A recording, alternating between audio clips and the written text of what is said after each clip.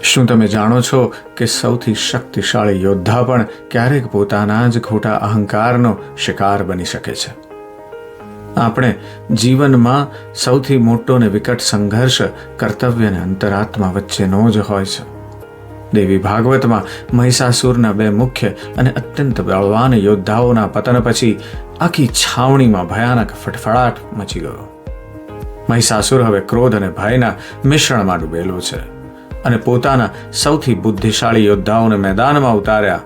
આ દાનવો સૌથી બળવાન નહોતા, પણ જ્ઞાની પણ હતા. તેઓ નિત્ય અને અનિત્ય સુખનો ભેદ સ્પષ્ટપણે જાણતા હતા.